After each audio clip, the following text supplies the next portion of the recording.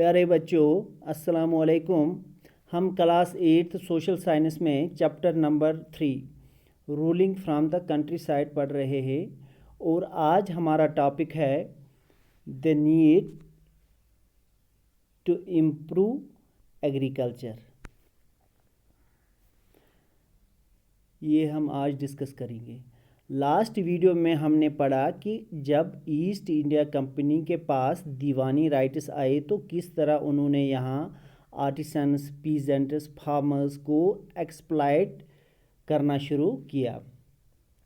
1770 में जो कहत साली बंगाल में आई उसमें बंगाल की 1/3 पॉपुलेशन ख़त्म हो गई। ये हमने लास्ट वीडियो में डिस्कस किया।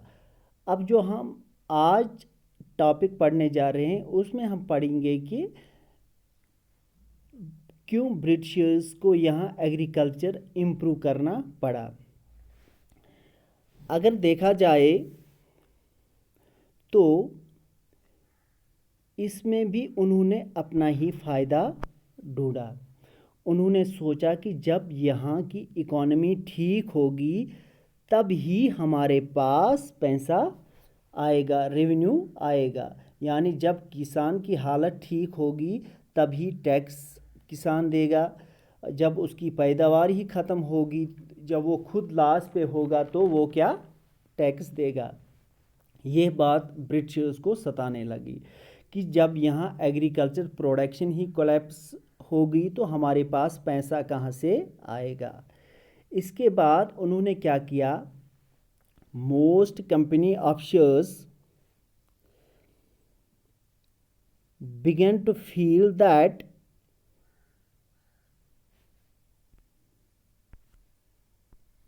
investment in land had to be encouraged and agriculture had to be improved। यानी बहुत सारे कंपनी ऑफिशियल्स ने यह महसूस किया कि हमारे पास तभी पैसा आएगा जब यहाँ की इकोनॉमी स्ट्रांग होगी, यहाँ लोगों के पास पैसा होगा तभी हमारा भी फ़ायदा होगा। जब लोग नुकसान में होंगे तो हम भी ऑटोमेटिकली नुकसान में होंगे।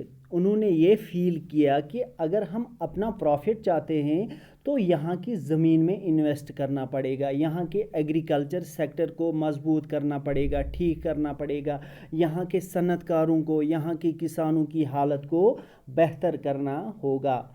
ये सोचने के लिए उन्हें 2 डिकेड्स लग गए। एक डिकेड में 10 साल होते हैं, 2 डिकेड्स हो गए 20 साल। और 1793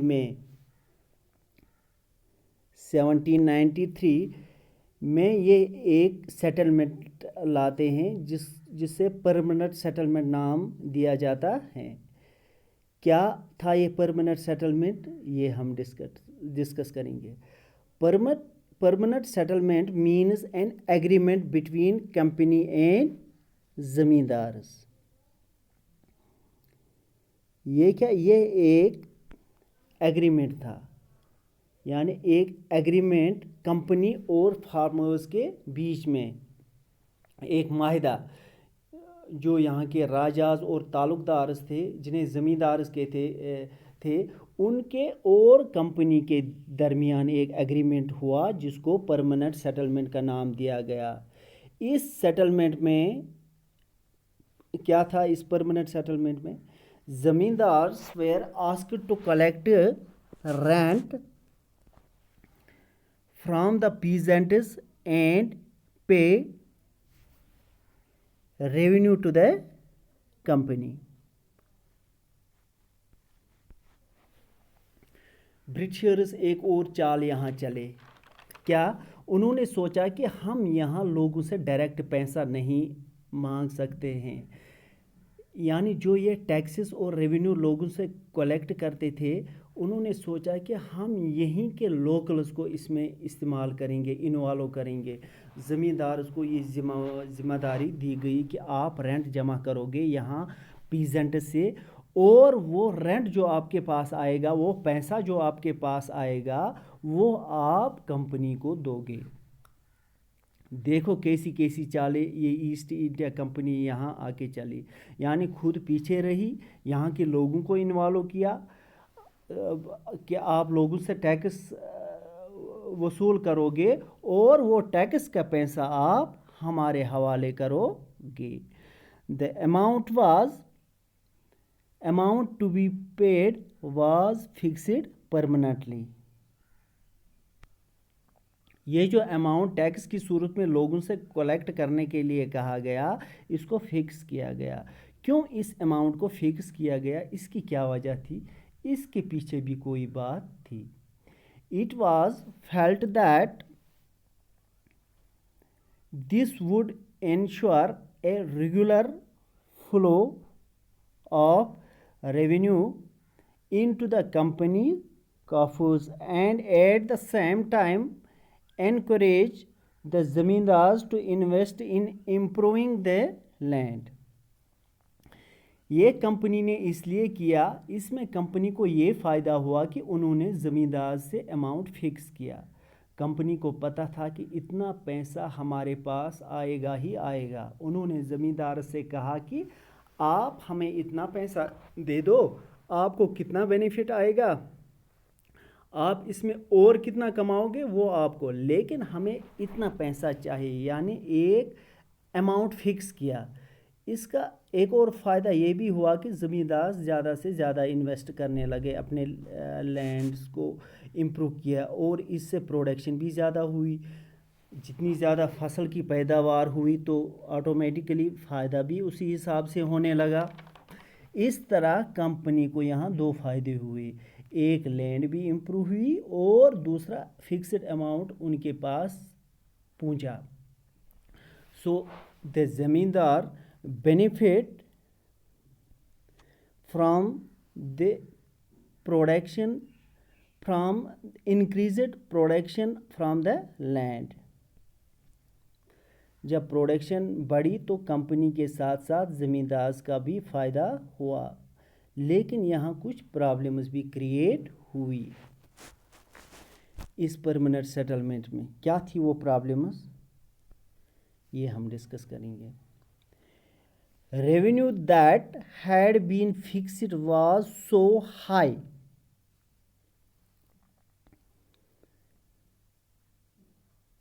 that the zamindars found it difficult to pay۔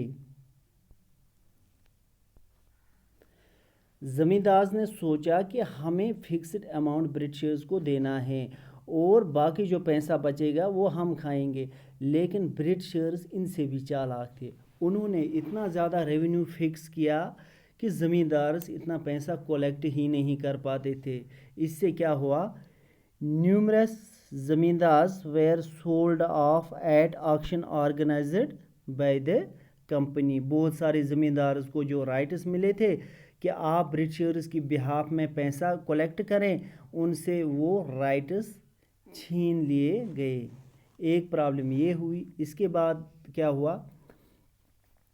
By the first decade of the 19th century, the situation changed۔ The price in the market rose and cultivation slowly expanded۔ Market situation change ہوئی، market price اپ ہوئی اور cultivation زیادہ ہونے لگی۔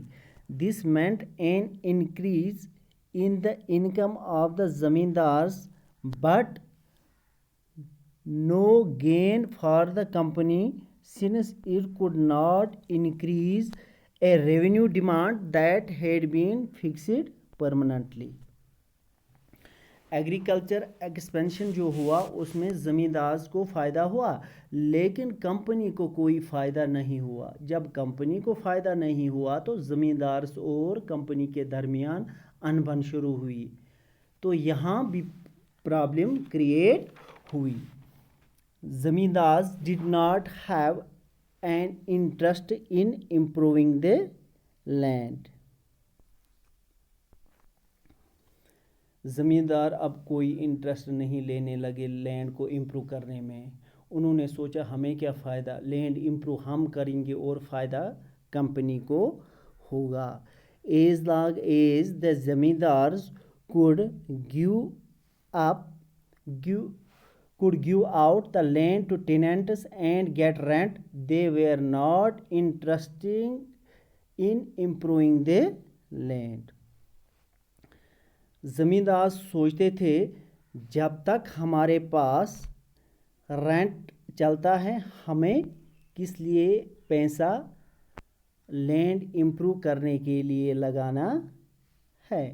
کچھ time کے لیے تو یہ ٹھیک تھا، لیکن آگے چل کے پھر پرابلم کریٹ ہوئی.